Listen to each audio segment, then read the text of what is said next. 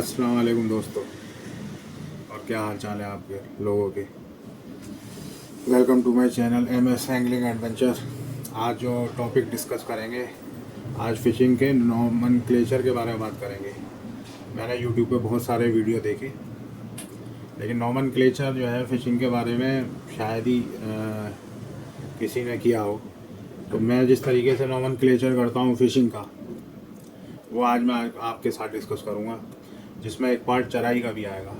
तो चराई को हम जो है बहुत एक्सपेंड करके अगले वीडियो में डिस्कस करेंगे। अभी जो डिस्कशन होगा वो सिर्फ फ़िशिंग के बारे में होगा। फ़िशिंग को हम लोग कैसे डिफ़ाइन करते हैं, फ़िशिंग क्या चीज़ है, फ़िशिंग को इंडिया के अंदर किस तरीके से देखा जाता है। तो फ़िशिंग का जो नॉमनक्लेचर मैंने जो किया है, जो मेरी समझ है, मैंने अपने हिसाब से किया है, वो दो तरीके से मैंने किया है। फ़िशिंग को मैं लेकर के चलता हूँ एथिकल और नॉन एथिकल। एथिकल फ़िशिंग में जो चीज़ आती है, वो सबसे इम्पोर्टेंट चीज़ जो आती है वो आती है एंगलिंग। अब एंगलिंग क्या होती है, क्योंकि फ़िशिंग के बारे में लोगों के तरह तरह के व्यूज़ हैं और तरह तरह के वो हैं नज़रिए कि फ़िशिंग ऐसा स्पोर्ट्स है। स्पोर्ट्स तो समझते ही नहीं है, वक्त ख़राब करने की चीज़ समझते हैं। लेकिन आप लोगों की इन्फॉर्मेशन के लिए मैं बताऊंगा, बहुत लोगों को पता होगा, शायद कुछ लोगों को ना पता हो। फ़िशिंग एक स्पोर्ट्स है, ओलंपिक स्पोर्ट्स। और स्पोर्ट्स के साथ साथ ये एक बहुत अच्छा आउटडोर एक्टिविटी के लिए, जो लोग जो है डिप्रेशन और तरह तरह की बीमारियों से घरों में रह रह करके TV mobile physical activity zero हो चुकी है, उनके लिए बहुत अच्छा स्पोर्ट्स है। टेक्निक वाला स्पोर्ट्स है, लेकिन लोग कहते हैं कि इसमें टाइम ख़राब होता है। तो फ़िशिंग को मैं दो तरीके से कैटेगराइज करता हूँ, एक एथिकल एक नॉन एथिकल। अब एथिकल क्या चीज़ है, एथिकल में यूँ कहा जाता है कि जो अच्छी चीज़ें हैं, जिनसे जिसकी एडवांटेजेस हैं, जिससे फ़िशिंग को और फिशरीज़ को कोई नुकसान नहीं होगा, वो जो वेज है फ़िशिंग के, उसको हम जो है एथिकल बोलते हैं। और जिससे नुकसानात हैं उसको हम बोलते हैं नॉन एथिकल। ये मेरा नॉमेनक्लेचर है। तो इसमें एथिकल वाले पार्ट में जो सबसे इम्पोर्टेंट चीज़ आती है, जिसे बोला जाता है एंगलिंग। एंगलिंग में जो है क्या होता है, एंगलिंग में जो हम यूज़ करते हैं, एंगलिंग फ़िश जो एज ए स्पोर्ट जो है करते हैं, तो उसमें जो है हम क्या क्या चीज़ों का यूज़ करते हैं एंगलिंग में। एंगलिंग में सबसे पहली चीज़ आती है यूज़ ऑफ एडिबल बेट्स। इसका मतलब ये है कि ऐसे चारे, ऐसे बेट्स हम यूज़ करते हैं जो एडिबल हों, जिसको हम भी खा सकें और फ़िश को भी खिला सकें। ठीक है, फ़िश कैचिंग में ये यूज़ होता है। दूसरी चीज़ है यूज़ ऑफ चराई एंड चारास। तो चराई जो हम बनाते हैं फ़िश को अट्रैक्ट करने के लिए, तो उसमें हम लोग यूज़ करते हैं हर्ब्स। और सारी हर्ब्स, जितनी भी हर्ब्स होती हैं, वो सब एडिबल होती हैं, आप खा सकते हैं उसको। यूज़ होती हैं, बहुत से खानों में यूज़ होती हैं। जो खाने बनते हैं उसमें बहुत सारी चीज़ें ऐसी होती हैं, हर्ब्स होती हैं, तो वो हम यूज़ करते हैं, तो उसको खाया जा सकता है। उससे जो है फ़िश को कोई नुकसान नहीं है। एंगलिंग का एक और पार्ट है जिसको बोलते हैं हम कैच एंड रिलीज़। मतलब हमने मछली को पकड़ा, फिर उसके बाद उसको रिलीज़ कर दिया। इससे एक बैलेंस बना रहता है। बैलेंस ये है कि अगर छोटी मछली है, बहुत ज़्यादा छोटी है, जो कि एक जो स्टैंडर्ड वेट है उससे कम वेट की है, तो उसको हम रिलीज़ कर देते हैं। तो ये चीज़ जो होती है एक बैलेंस बना के रखती है, क्योंकि नई फिशेस के तैयार होने के लिए छोटी मछलियों का होना ज़रूरी है। क्योंकि छोटी मछलियाँ एक तो दूसरी बड़ी मछलियों के लिए एज ए फूड, क्योंकि उनका वो फूड चेन में आता है, उनका फूड है वो, तो छोटी मछलियाँ होना बहुत ज़रूरी है। फिर use of artificial lures. Artificial lures जो हम यूज़ करते हैं फ़िश पकड़ने के लिए, उससे कोई फ़िश को नुकसान नहीं होता। फ़िश की ना ब्रीडिंग पे कोई असर पड़ता है, ना उसकी कोई जो एक्टिविटी के ऊपर असर पड़ता है। आर्टिफिशियल होते हैं, आप जानते हैं ल्यूर्स क्या होते हैं। फिर एंगलिंग का एक और पार्ट है जिसे कहते हैं बैलेंसिंग ऑफ इलेक्ट्रोलाइट। यानी आपने चारा डाला, अब चारे के अंदर क्वालिटी होती है कि वो जा कर के पानी के अंदर सड़ता है, कुछ दिन ठीक रहता है, फिर उसके बाद वो सड़ने लगता है, तो उसके अंदर से हार्मफुल गैसेस निकलती हैं, जिसकी वजह से क्या होता है कि फ़िश जो होती है, जो तीन लेयर होती है पानी की, ग्राउंड मिडिल और अपर लेयर, तो ग्राउंड लेयर में जो आपका वेट जाता है तो वहाँ तक फिश पहुँच नहीं पाती उन गैसेस की वजह से, और इलेक्ट्रोलाइट इम्बेलेंस हो जाता है। तो इसकी वजह से क्या होता है कि आप चारा लगा के बैठे हुए हैं, मछली जो है बोल रही है, मछली जो है आपकी बोल रही है पानी के ऊपर, अपर लेयर के ऊपर, लेकिन चारा नहीं उठा रही है। वजह क्या है? नीचे गैसेज है, लोअर लेयर के अंदर गैसेस फॉर्मेशन हुआ है, इलेक्ट्रोलाइट इम्बेलेंस हो गया है, और ऑक्सीजन वहाँ पे हो गई है कम। इसलिए मछली को ऑक्सीजन लेने के लिए उसको अपर लेयर में आना पड़ता है, लेकिन वो लोअर लेयर में नहीं जाती, उसको मिस करती है। तो बैलेंसिंग ऑफ इलेक्ट्रोलाइट बहुत ज़रूरी है पानी के अंदर। फिर एक चीज़ होती है बैलेंसिंग ऑफ ऑक्सीजन। अब बैलेंसिंग ऑफ ऑक्सीजन, जब आप सपोज आपने कोई बेड डाला, बेड डालने के बाद जो है कुछ दिन वो ठीक रहा, एक दो दिन, फिर उसके बाद उसके अंदर जो है डिफॉर्मेशन शुरू हुआ, सड़ना शुरू हुआ, उसमें से गैसेज निकलना शुरू हुई, अमोनिया है, सल्फर डाइऑक्साइड है, बहुत सारी जो है हार्मफुल गैसेज है। उसको बैलेंस कैसे करेंगे? उस चीज़ को ख़त्म कैसे करेंगे? तो ऑक्सीजन कंडीशनर्स आते हैं, ऑनलाइन मिलते हैं, अमेज़ोन पे मिलते हैं। उसका क्या काम होता है? ऑक्सीजन कंडीशनर्स का, वो जो है उन गैसेस को ख़त्म करके ऑक्सीजन की सप्लाई को इंक्रीज़ करता है।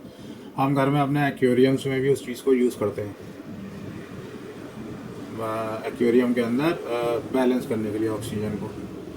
तो वो जो होता है, जैसे सपोज़ करें आप कहीं जा रहे हैं फ़िशिंग के लिए, तो 1 किलो मिट्टी के अंदर वो ऑक्सीजन कंडीशनर 200 ग्राम के करीब मिलाया जाता है। उसके गोले बना करके उस जगह मार दिए जिस जगह आप फिशिंग करने जा रहे हो, तो वहाँ पे ऑक्सीजन का बैलेंस हो जाएगा, वो गैसेस को ब्रेक कर देगा। ऑक्सीजन कंडीशनर का ये काम होता है। तो ये एंगलिंग का पार्ट हो गया। तो ये जो पार्ट है ये आता है एथिकल फिशिंग में, जिसमें फिशेस को कोई भी नुकसान ना पहुँचे, अंडर वाटर स्पीसीज जितने भी हैं उनको कोई भी नुकसान ना पहुँचे, तो इसको हम एथिकल में गिनते हैं। अब नॉन एथिकल में आ जाइए। नॉन एथिकल में क्या चीज़ आती है? जिससे फिशरी को, अंडर वाटर स्पीसीज जितनी भी हैं उनको नुकसान पहुँचता है। इसमें सबसे पहले जिसे मैं काउंट करता हूँ उसे करता हूँ बॉम्बिंग। अक्सर करके फिशेस को जल्दी पकड़ने के लिए कमर्शियल फिशिंग वाले जो होते हैं वो बॉम्बिंग करते हैं पानी के अंदर। पानी में बॉम्बिंग कर दिया, मछली मर गई, तो वो मछली उन्होंने निकाल ली, ठीक है। एक तो वो फिश जो मरने के बाद जो मार्केट में आ रही है बॉम्बिंग के थ्रू, तो सोचिए उसकी हेल्थ क्या होगी, और जो उसे खाएगा उसकी क्या हेल्थ होगी। तो बॉम्बिंग जो है बहुत मेजर लेवल पे जो है कमर्शियल फिशिंग में यूज़ होता है। मतलब कि जल्दी जो है रिजल्ट, मतलब मछली पकड़ो, तो उसमें ऐसा होता है कि बच्चा भी मर जाता है मछली का, ठीक है। तो इससे क्या है, उनकी जो है लिविंग काउंट जो है वो कम होती है। फिर वो बच्चा किसी प्रेडेटर फिश का फूड है तो उसके ऊपर असर पड़ता है।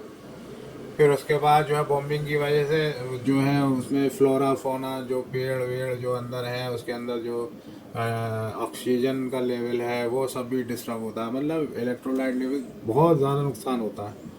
फिर उसके बाद जो दूसरी चीज़ आती है वो आती है इलेक्ट्रोफिशिंग। इलेक्ट्रोफिशिंग आपने देखा होगा अक्सर करके यूट्यूब पर कि लोग जो है यूज़ करते हैं इलेक्ट्रिक शॉक्स का। पानी के अंदर जो रॉड्स को डाल करके इलेक्ट्रिक शॉक देंगे पानी में, तो उस एरिया में जो सर्टेन जो डायमीटर बनेगा, जिस जहाँ तक वो इलेक्ट्रिक शॉक काम करेगा, उस एरिया की फिशेस जो है शॉक में आ जाती हैं, कुछ मर जाती हैं, कुछ शॉक में आकर के उल्टी होकर के ऊपर आ जाती हैं। तो ये तरीका जो है ये भी बहुत गलत तरीका है, इसको भी मैं नॉन एथिकल में कहता हूँ। फिर उसके बाद है कमर्शियल नेटिंग, जालबाजी। जालबाजी तो बहुत ज़्यादा नुकसान कर रही है, सबसे ज़्यादा नुकसान जो कर रही है वो कर रही है जालबाजी। मतलब एक बैलेंस होना चाहिए, जालबाजी भी कर रहे हो अगर कमर्शियली तो एक बैलेंस के हिसाब से करना चाहिए। अब ये नहीं कि मतलब सुबह से लेके शाम तक जाली जाल जाली, बस एक मछली आ जाए उसमें फिर उस एरिया की सारी मछली जाल से खाली करनी है। तो उसमें भी फिशेस को, फिशेस की स्पीसीज़ को, बहुत सर्टेन स्पीसीज़ की वजह से एक्सटेंट हो चुकी हैं, बहुत नुकसान होता है। फिर यूज़ ऑफ पॉइज़न, ये भी नॉन एथिकल है। इसमें जहर का इस्तेमाल करते हैं, जहर डाल दिया पानी में, सारी मछली मर गई, सारी वहाँ पे जितनी वैरायटी है सर्टेन रिवर नहर, तो वहाँ पे जहर डाल के मछली मार दी, तो ये भी नॉन एथिकल में काउंट होगा। फिर अल्कोहल एंड नारकोटिक्स, इसका बहुत यूज़ होता है चराई वाले पार्ट में। अक्सर करके कुछ एंगलर्स ऐसे हैं, उन लोगों से मेरी रिक्वेस्ट है इस चीज़ का ना यूज़ किया करें। अल्कोहल का और नारकोटिक्स का वो चराई में यूज़ करते हैं, उससे क्या होता है मछली जो आ जाती है नशे में। नशे में आने के बाद वो उनके चारे के बाद बैठी रहेगी। तो वो जो है आप जब अगले दिन वो जब उसको निकालने की कोशिश करेंगे बेट लगा करके, तो वो खाएगी आपका वेट। तो इससे जो है जेनेटिक्स पर असर पड़ता है भाई। एक स्पीसीज ऐसी है अंडर वाटर जिसका जो फूड है उसका अल्कोहल से कोई लेना देना नहीं है, लेकिन आप उसको अल्कोहल फीड करा रहे हो अपनी जो है पर्सनल जो है सेटिस्फेक्शन को करने के लिए। तो ये चीज़ भी बहुत गलत है। अल्कोहल नारकोटिक्स का बिल्कुल भी यूज़ नहीं होना चाहिए। ये रिक्वेस्ट है उन एंगलर से जो इस चीज़ को यूज़ करते हैं। फिर एक चीज़ चराई में और यूज़ करते हैं जो कि नॉन एथिकल है, वो है मोशन क्रिएटर। यानी आप अपने चारे में ऐसी चीज़ मिलाएं जिसकी वजह से मछली को दस्त हो जाए, मछली के पेट में तरह तरह की गैसेस बने। आपको पकड़नी है 2-3 मछली, और आप जिस जिस मछली ने वो खाया उस मछली के साथ ये नुकसान होगा। एंड में यहाँ तक हो जाता है कि मछली का पेट फट जाता है, इतनी गैसेस बनती है। तो 1-2 मछली 8-10 मछली पकड़ने के लिए आप पूरी जो है मछली की जो भी क्वांटिटी प्रेजेंट है एक पर्टिकुलर टाइम पे आप उसको डिस्ट्रॉय कर रहे हो। तो ये मोशन क्रिएटर जो है चराई में मिलाते हैं कुछ एंगलर्स, तो उनसे भी रिक्वेस्ट है कि इस चीज़ को अवॉइड करें। तो ये जो मेरा फ़िशिंग का वो है कि एथिकल और नॉन एथिकल, ये नोमेनक्लेचर आपको मैंने बता दिया। तो एंगलिंग जो है आपका एथिकल में आता है, और नॉन एथिकल जो फिशरी को नुकसान पहुंचाता है वो उसमें ये सब चीज़ें आती है। Bombing, net fishing, commercial net, use of poison, alcohol and narcotics और मोशन क्रिएटर। तो ये एक ब्रीफ इंट्रोडक्शन है फ़िशिंग का, जो नए एंगलर्स हैं उनके लिए। पुराने जो एंगलर्स हैं उनको तो ये सब चीज़ पता है, लेकिन ये नोमेनक्लेचर बहुत ज़रूरी है। जो इस स्पोर्ट्स की तरफ आना चाहते हैं, एंगलिंग जिसे बोलते हैं, ओलंपिक स्पोर्ट्स है भाई ये फिर जो एंगलिंग है, तो इसकी तरफ जो आना चाहते हैं उनको नोमेनक्लेचर तो मिलना चाहिए। तो ये जो नोमेनक्लेचर था, ये जो मैं समझता हूँ, मेरी जो नॉलेज है इसमें और जो भी चीज़ें होंगी वो आप एडअप कर सकते हैं। मोटी मोटी बात जो थी वो मैंने आपके साथ शेयर कर ली।